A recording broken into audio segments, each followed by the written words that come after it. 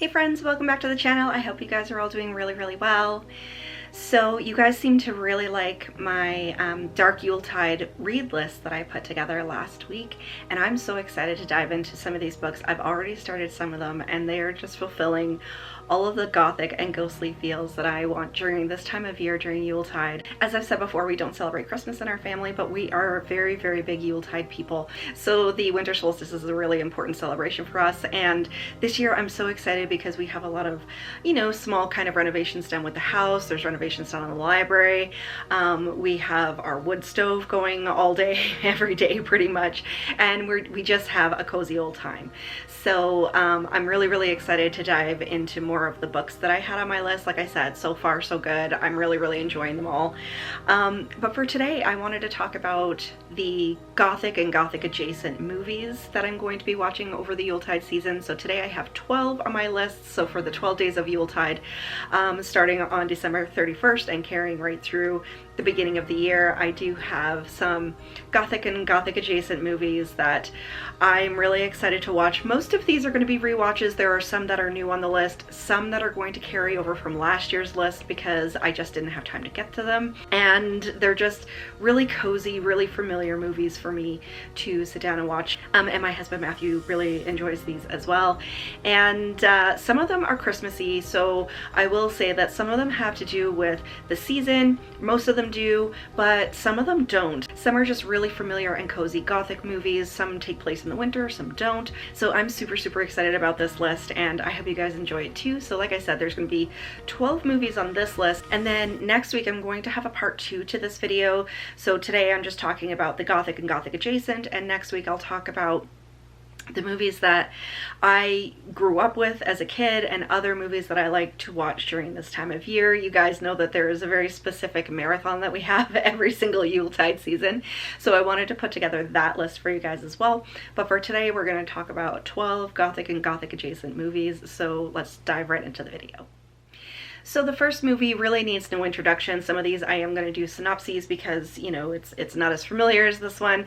But the first one is A Christmas Carol, and specifically I watch every year A Christmas Carol with Alastair Sim from 1951, and to me he's the only one to play Ebenezer Scrooge. I know there's a really popular one with George C. Scott as Scrooge that's super popular, and of course A Muppet Christmas Carol and all of that kind of stuff, and there's a Disney one, but this one to me is just my absolute favorite. And when I was younger and, you know, a young wife and stuff in my first marriage, we used to watch this one every single Christmas Eve. So obviously, you know, we're not big into Christmas, but those are the days you get off work. So Christmas Eve going into Christmas Day, we always put this one on last, and I kind of fall asleep to it every year and just kind of drift in and out, and it's a whole thing. So this is my absolute favorite, the one with Alastair Sim. And come to think of it, we haven't gotten around to watching Scrooged yet. Matthew really wanted to watch that one last year and we didn't get to it. Neither one of us have seen it. I believe it's from 1988. And since we haven't seen it before, I'll probably put that one in the next list as well. Now that it's just popped into my head, so I have another one to add to next week's list as well. But A Christmas Carol is definitely a tradition for us.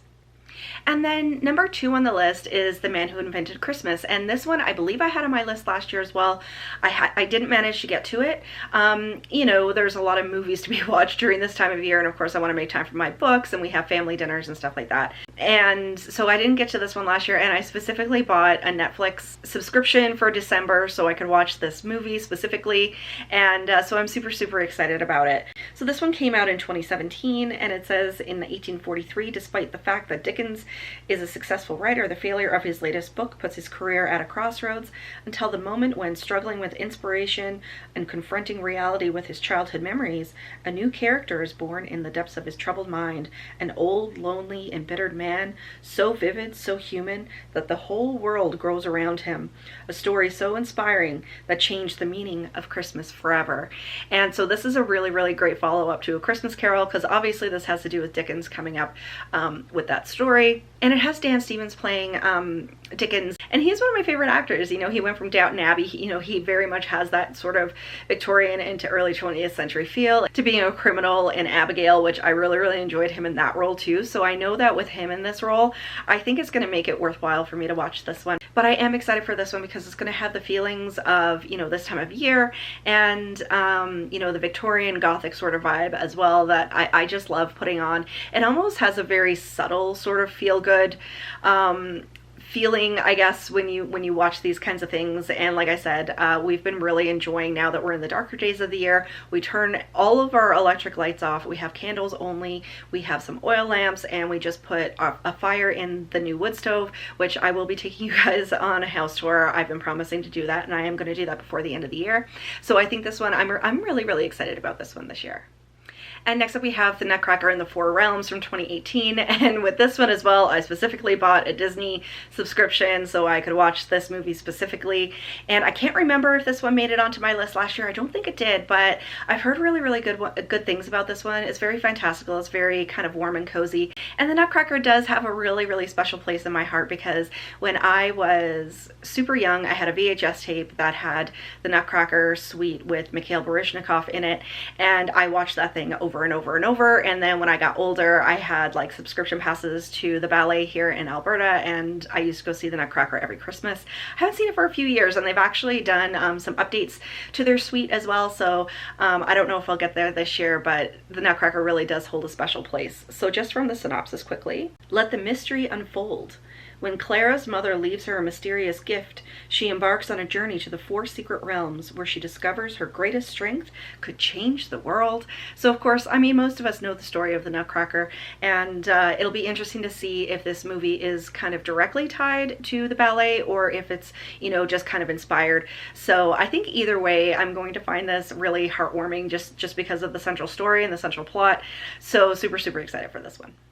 Next up from 2013, we have The Christmas Candle, and this is another one that has been a repeat from previous years, but I haven't seen it yet, and I'm really super excited. I don't even know where it's streaming. I believe I can find it on Netflix. I'm hoping so, because, you know, I'm not a normal subscriber to Netflix, so I want to try to watch as many holiday movies as I can that I love on there before I get rid of my subscription again. So just quickly from the synopsis, it says, deep in the heart of the English countryside, which is all I needed to know, lies the enchanting village of Gladbury.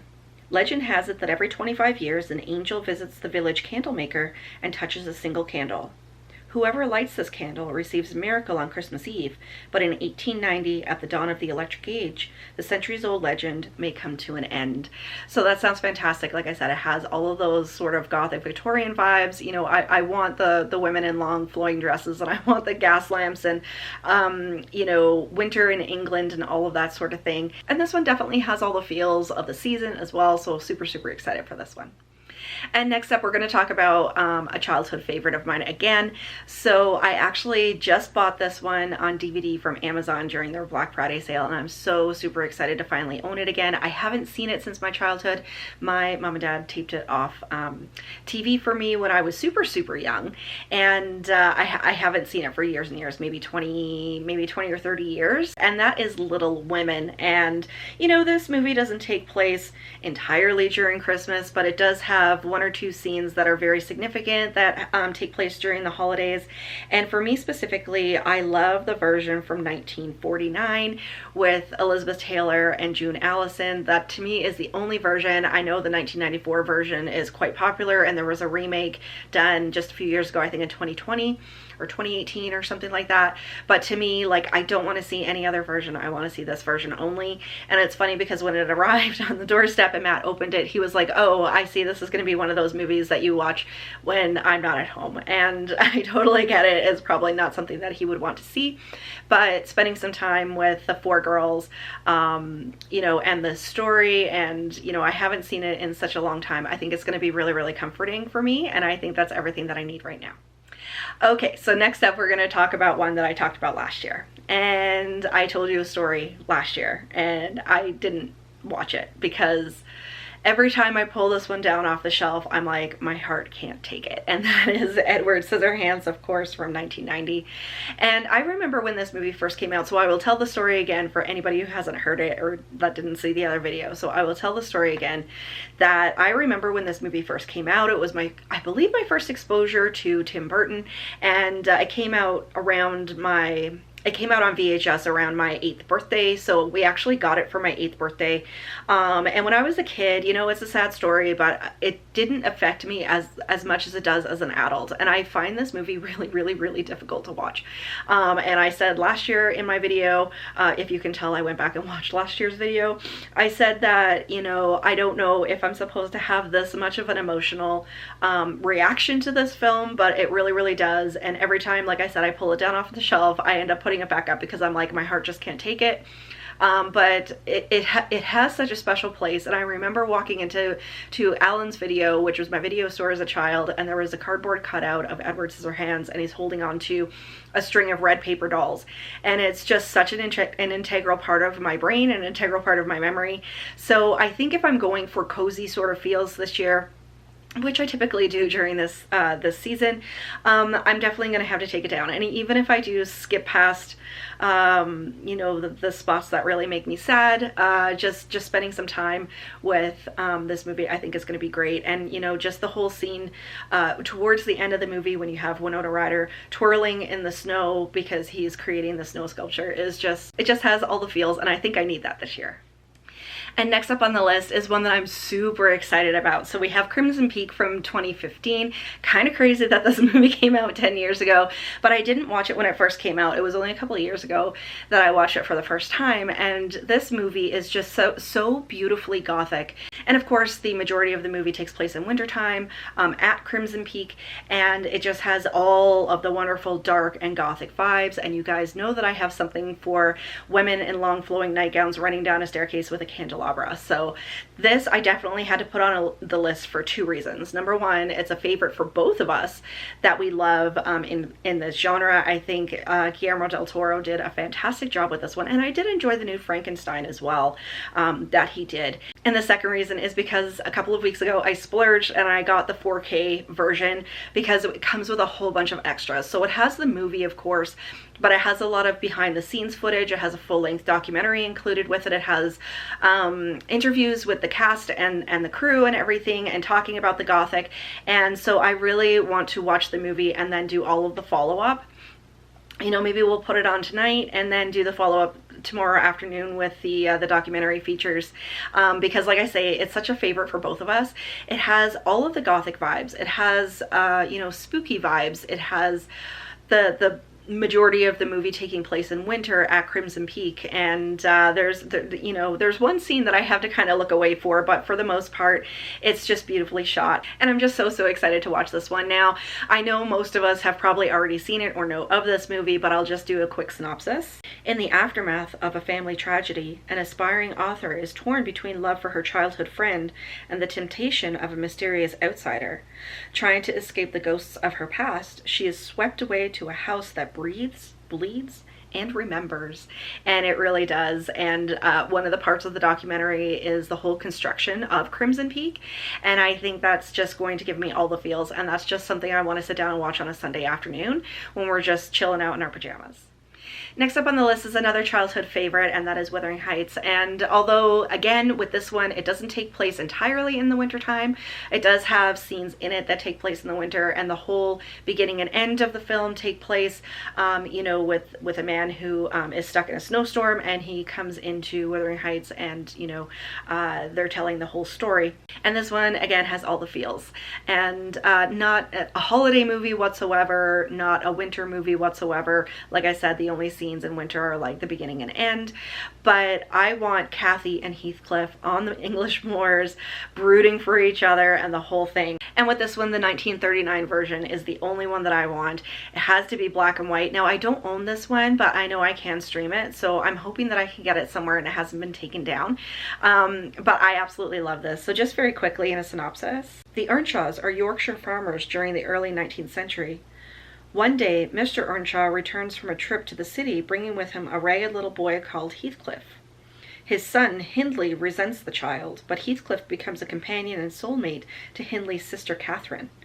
After her parents die, Cathy and Heathcliff grow up wild and free on the moors. Despite the continued animosity between Hindley and Heathcliff, they're happy until Cathy meets Edgar Linton, the son of a wealthy neighbor. So this, of course, is a love story, and it used to be my favorite Gothic story. I watched this over and over and over as a child. I can't remember if I saw it first on TV or if my mom got it from the library for me on VHS, but I watched the heck out of this movie as a child, and I can't wait to put it on again. And next up we have Nosferatu, which is a new favorite. So, and I love the story, our own personal stories behind this movie. So I haven't seen it again since I saw it in the theater last year, and we made it as part of our Yuletide tradition last year. So typically we watch a very specific movie marathon every single Yuletide, but last year we decided that since Nosferatu was coming out on Christmas Day, we were going to forego our traditions and do something a little bit new. And we did something completely new for Christmas Day last year. So the movie was premiering, so I got my tickets early for an evening show. It was early evening, and then typically, you know, I do the whole big, you know, turkey and cooking all the things and whatever, but my husband always feels really, really bad because I spend so much time cooking and preparing and all of that kind of stuff for the two of us to have dinner for 15 minutes. And so he said, we have a favorite buffet that we go to, and he said, well, why don't we check and see if they have like a holiday special? And they did, and it was super cheap for all you can eat. So we went to the movie, we got gussied up, I put on a beautiful black Gothic dress. I'll insert a picture of here of the two of us when we went to see the movie. Aren't we, darling? And we went to see the movie. It was so nice because we love going to the movie theater on Christmas Day. It's usually very, very packed, and the caliber of people that were going in to see that movie that day, they were all in black clothes. We had goth girls, we had the whole thing, and I was just in my glee. We enjoyed the movie so much. I cried at the end. We both really, really enjoyed it, and then we drove to the buffet dinner. Fortunately, I had to wait outside in my heels for a little while before we could get a seat, but it was totally worth it. And, you know, it turned out to be one of my favorite movies of all time. I thought it was so beautifully shot. And so a couple of weeks ago when I got the Crimson Peak, I actually did get the 4K version of Nosferatu as well. And I'm so super excited to put this one on. So just very quickly from the synopsis. A Gothic tale of obsession between a haunted young woman and the terrifying vampire infatuated with her, causing untold horror in its wake. And I mean, the casting in this movie was just fantastic. The casting and the costumes really made the whole thing for me. And then, of course, the atmosphere. So, you know, the whole movie was shot kind of by candles and oil lamps and stuff like that. So it was very period specific, and it had all the vibes, and I'm really, really excited to put this one on. There's a couple of times that I wanted to put this one on throughout the year, and I was like, no, I just want to wait for Yuletide and put it in with my Gothic list. I'm so super excited. And next up is another, I can't say childhood favorite because I did watch this one for the first time in my early 20s, and I watched it over and over and over. And this is the Gothic movie that knocked Wuthering Heights out of the top spot for my favorite Gothic story, and that is Jane Eyre. And the one that I always watch is the 1997 version with Ciarán Hinds as Mr. Rochester, and I think he just plays the heck out of that role. And I absolutely fell in love with him as an actor in that role. And you know, this is another one. It's not wintry, it's not a holiday whatsoever, but it has the dark and brooding vibes and the fog and the whole thing that I want. And I watch this movie at least once a year, and I've been holding off because I knew I was doing this list for one reason, and then the other reason is because this is another one that kind of drives Matthew out of the house. He doesn't mind it, but it's just not his vibe. He's not really into the period romance like I am. And it just has everything that I want right now. So if you're looking for a Jane Eyre adaptation that is something a little bit new, try out the 1997 version if you haven't seen it. I just love the heck out of this. And from the synopsis, of course, to get you in the mood for this one. After a bleak childhood, Jane Eyre goes out into the world to become a governess. As she lives happily in her new position at Thornfield Hall, she meets the dark, cold, and abrupt master of the house, Mr. Rochester. Jane and her employer grow close in friendship, and she soon finds herself falling in love with him. Happiness seems to have found Jane at last, but could Mr. Rochester's terrible secret be about to destroy it forever? And it's just all the feels. It's all the feels that I want right now. Like I said, not a holiday movie whatsoever, not a winter movie whatsoever, but it's definitely Gothic, and it is my favorite Gothic story. I did do a reread, I believe last year, of Jane Eyre, and you know, it's one of those books that it's timeless, and I could just read it over and over.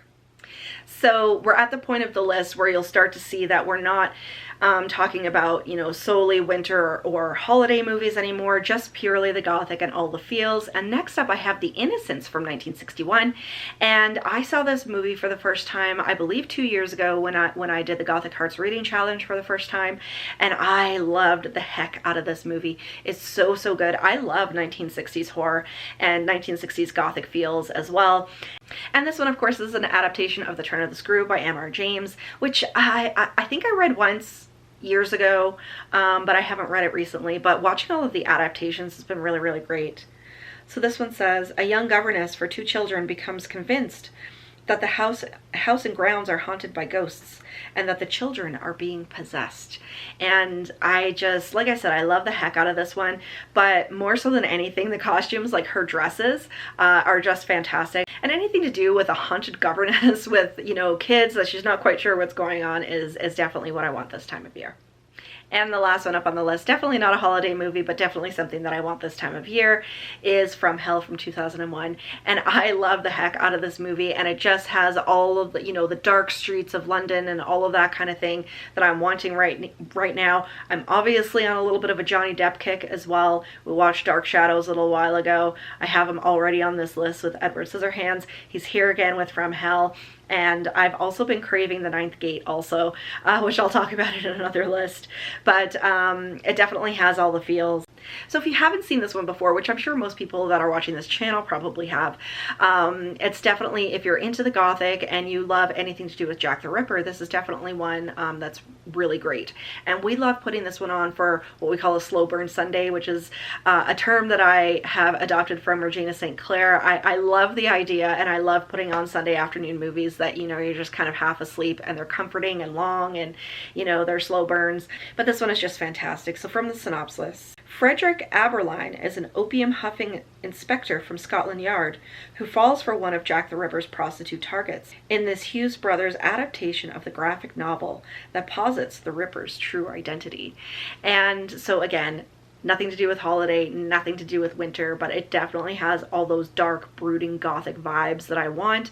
And I'm so excited to watch this one. Actually, there's another movie that I'm going to be putting on a different list. I have plans for January, and I haven't revealed them yet. So I'm compiling a whole kind of read watch-a-thon for myself for January, and I'm going to put another Johnny Depp movie on that list as well.